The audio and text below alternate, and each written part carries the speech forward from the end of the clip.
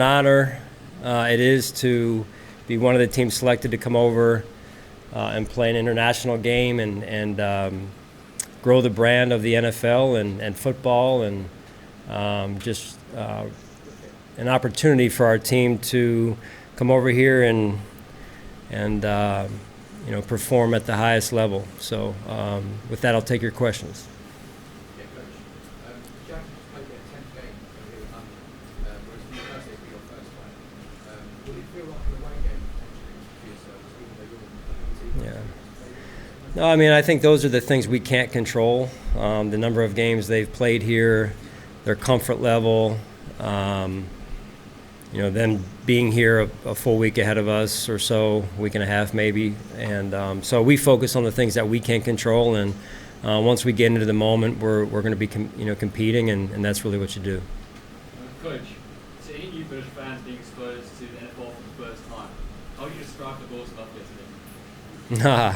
Unique, I would say, unique. I mean, they're going to experience it. I think a number of the Bills Mafia, a number of them are over here and hopefully taking in the sights and having some fun, and then hopefully we can give them something to cheer about come game day. Coach, during your last 3 weeks, you outscored opponents 120 points to 30. Defensively, you had 135 passes to 119 rushes. I think over the years there's been this sort of, not stigma, but Bills are quite pass heavy. How much of it is confidence being balanced this year? How impressive has it been when you bounce back on 30 points in such amazing games in the last 3 games? Yeah, I got the first part on the balance piece, so I'll just address that first, and then maybe you want to re-ask that last part of your question. Overall, we try and be a two-dimensional offense, two-dimensional football team, and then put the opponent in a one-dimensional situation as quickly as we can. So that's really our approach. It doesn't mean we're going to be 50-50 run-pass. It just means, hey, we're going to do what we feel like is the right approach. It could be 60-40, it could be 70-30, one way or the other, just depending on the situation. What was the last part? It was just in terms of the way you outscored opponents, 123 to 33, of course, the first game against the Jets, overtime, lots of people responded with quick instinct into the screen, completely different team, especially the blow-up. Yeah.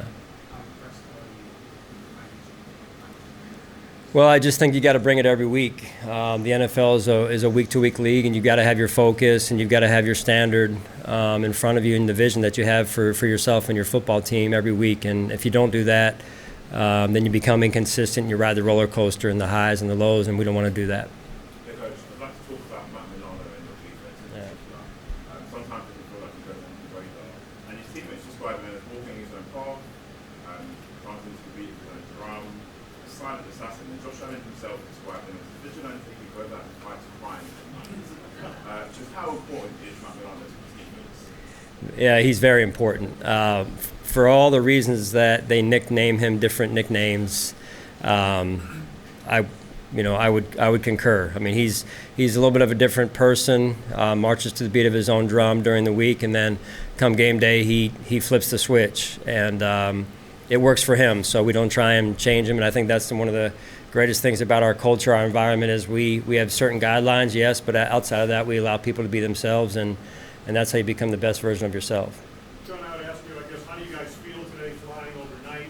I know you're walking through after this. What's like kind of playing with the rest of the day, managing that situation to get out? Yeah, so we just had, we're finishing up meetings, and then we're about to go to a walkthrough practice. Normally we have a, full speed practice on a Friday, but just because of the lack of sleep, perhaps for some guys on the plane, just wanted to get them moving, but in a walkthrough pace and allow them to get a little bit of the mental work that we need as well.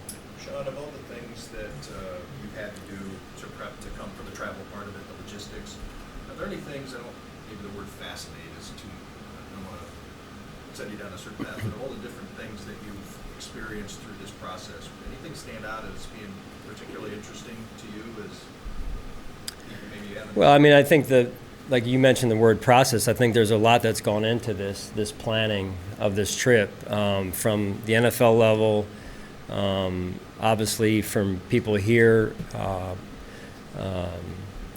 the host city and the Grove here, and what this place is. It's beautiful, and like I said before, this is new for me, and I think for a number of our players and staff. So what a great experience. I mean, this doesn't happen everywhere all the time. So just pretty cool to be here and to see the different culture and hear the accents. And you guys probably think that I have an accent or we have accents, but like I said, I feel like it's just a mutually beneficial experience for everyone, and we're happy to be here. About from a health science standpoint, getting these guys ready from whether it be sleep or... Right. I mean, I just think overall, our sports science, our training staff, right from really the night before a little bit with the night before we left, we started to do some things. And then when we got on the plane with some of the garments some of the players were wearing to help while they were flying because of the inflammation that sometimes comes on from the flight, to just trying to get some rest on the plane. I mean, I heard the flight attendants were commenting. One flight attendant in particular had been through a number of overseas trips with the NFL teams and said this was the quietest team that he had heard because most people were trying to get some rest, but that was important too because we had to push through today in order to try and adjust here and get on the same time schedule, I guess you would say. How do you approach the job as from a very human point of view in terms of how you care about the players and their well-being?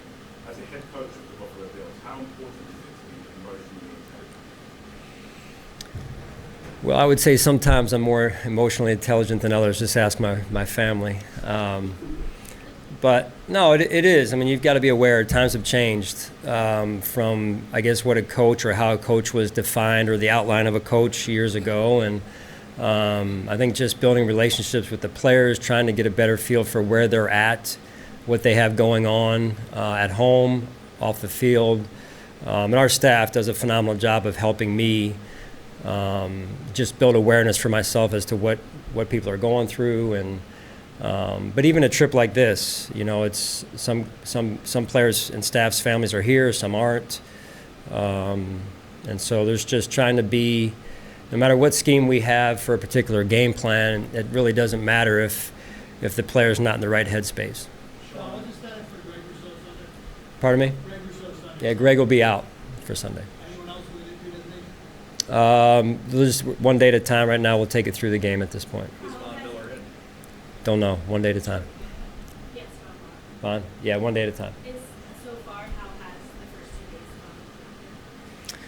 days gone? He's I think the biggest thing is the first day when you're coming off of an injury like that, you want to get through it, and I applaud him for making it through that first practice because that's a milestone in and of itself, because of the months and months of and the hours of rehabbing. So I think that's really where we're at, and I think day 2 was better than day 1, and he looks like he's continuing to get more comfortable. Does Grant being out influence the No. decision at all, or just Separate, separate? yeah. Sean, when you guys leave here after the game Sunday, what impression do you hope to leave as far as the franchise, not just the team, but as a franchise on the little? Right, I think overall, and we don't have to change who we are. I mean, win or lose, we want to come here and represent the Buffalo Bills and the organization, the Western New York, the Bills fans across the world, and show people who we are and how we do things, and just the level of class that we try and present ourselves with on a day-to-day basis. And again, the result's important, yes, it is certainly important. And we put a lot of time into it. But I'm just anxious for people to see, really, as you mentioned, what the Bills stand for and how we do things, including our fan base. Sean, there's a lot of things you have to adjust to. The stadium, when we were there yesterday, is set up as an NFL stadium. Is that, going there Sunday, is that a level of, I don't know, I'd say comfort or knowing that what you're going into looks and feels like a regular NFL stadium is set up and everything? I mean, you see it on the film when you watch the Jaguars films in particular, multiple games, because they've played there multiple games. So the NFL is not going to put us in a situation where it's not fit to be played on or played in. So we trust and have confidence in them, and and also this. I mean, these fields are for the best of the best, from what I understand in the soccer world here. So we're very confident and look forward to the opportunity. Yes, Coach. On Sunday you played at Tottenham Hotspur Stadium. How familiar are you with Tottenham Hotspur? Yeah, I'm somewhat familiar. I don't know individual players necessarily, but like I said, I've watched some of the Arsenal. What is it called? The Premier League. No, I know the Premier, but the on Amazon, the Arsenal documentary, and I found that pretty fascinating. Just watching another coach and how he handled his team, and then obviously a little bit of the Ted Lasso thing is a twinge, although it's fiction. It's a twinge. But yeah, I mean, I think what you do is you respect. I mean, our players are great at what they do, and their players are great at what they do. So greatness respects greatness. There is a great Tottenham Hotspur documentary on Amazon as well. There is a what? There's a Tottenham Hotspur Oh, right. Yeah. I'm looking forward to watching that. I will, for sure. How impressed are you with the versatility of James? Because bearing in mind last Sunday, you ran play actions to the tune of 35%, and Adam was 9 for 10, 206 yards this week. Yeah, I mean, play action is important, but it all stems from getting the run game going, and when you can run the football and control the line of scrimmage, which is a necessity for us every week, it sets up a lot of things. Sean, there's a lot of influence on your new stadium that was directly along with Tottenham Stadium where you guys are playing on Sunday. Is there anything in particular you're going to look for when you're there? Again, I'll be so focused on. I know where you're coming from, and you're right. The people that are connected with more of this stadium, or more involved with this stadium process than I am, they'll be more, I guess, dialed into that situation. I'm going to be dialed into the game. Player of the last weekend was your quarterback. How would you summarize his performance so far? What can we expect from him on Sunday? Josh, over the last 3 games, has really played the position and really played it in a complete way. And so I look forward to him continuing to do that at this level and through now what would be game number 5 of our season, but game number 4 of the stretch. John, you think back to what you played the Jags 2 years ago, Josh Allen on their side. I mean, what kind of problems does he present, and just a little insight into the player that will be? Well, I believe he's got, what's he have, 6 sacks already through 4 games. That's very impressive. Appears highly motivated and confident. So he's a guy you've got to know where he lines up so that he does not wreck your game plan.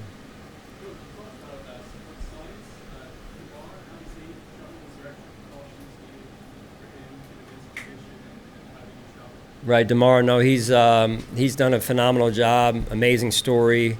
Amazing young man with unbelievable mental skill, and just extremely proud of him and grateful that he's in the position that he's in. Obviously, light years from where he was 7-8 months ago. Coach, you worked with FA Abada in the past, British players, Yeah. with not recognition, and obviously you fans have scored every year. What sort of opportunities does the new spot for international players come back to score? Well, we've talked about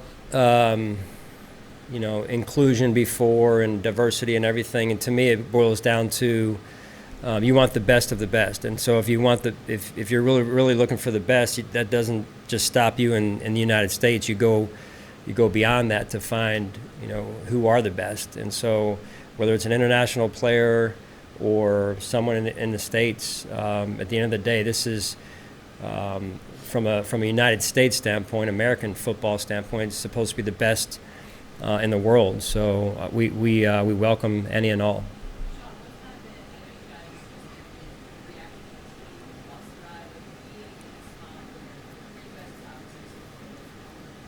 Yeah, I mean, it's funny because these players are so decorated in what they do, but you hear them on the plane from the moment the flight attendants with their accents, they're impersonating the flight attendants, kind of having a good back and forth, and then same thing when we drove through here and walking through the airport, the same thing. So and some of them have traveled well beyond here even, but you know, at the end of the day, we're all human, right? And so it's an eye-opening experience.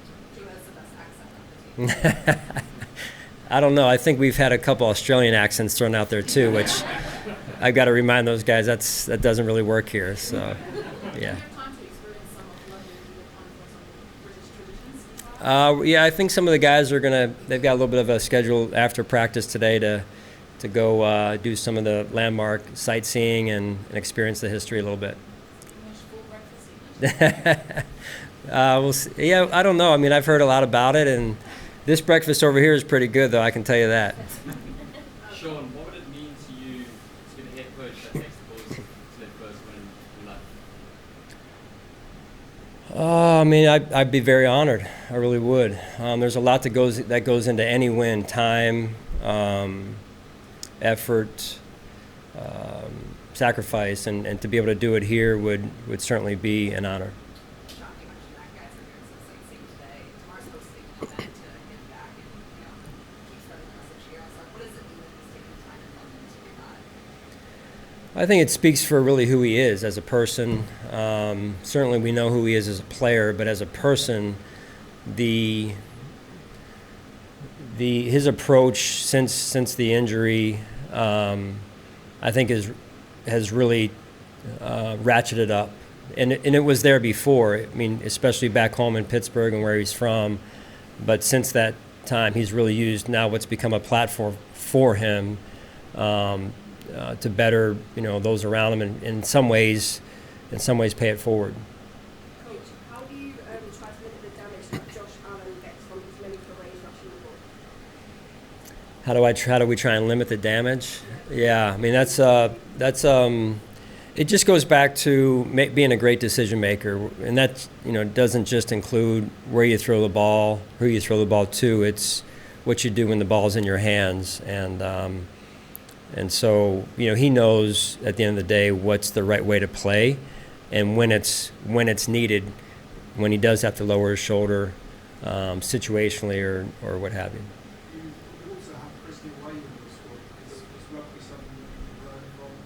Yeah, we were flying in, and I saw, I think, what it was, a rugby stadium, not too far away from here. So, yeah, Christian was a great player for us, a joy to be around, and I think his first two touches as a Bill went for touchdowns. So I think that's a pretty good start, right?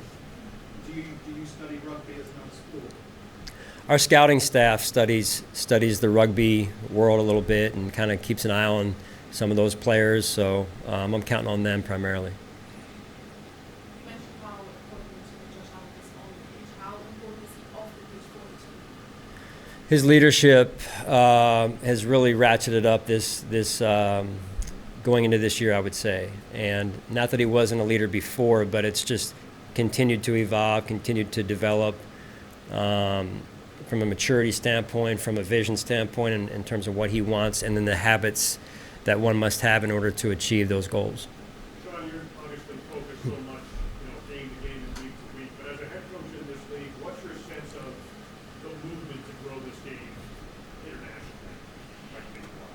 Well, you can feel it. I mean, we're here. There's a number of games here this season. Obviously, Atlanta and Jacksonville played last week, and I believe is it Tennessee coming in next week, or somebody's coming again, right? So, I mean, it used to be 0, and then it was 1, and 1 was kind of an outlier, and now it's just every year and multiple, and it seems like it's only continuing to grow and increase. So it's funny, we're driving from the airport to here, and I'm like, man, I'm looking at signs that say London or this. I've coached in the league for a long time, and when I was young, just growing up outside of Philadelphia, Pennsylvania, and going to Seattle, Washington, in the States, I was like, man, this is pretty cool. Now, never ever did I think I'd be coaching in London, right, an NFL game. So, like I said, what an honor, and it's amazing what the NFL does and how they do it and where it can take you.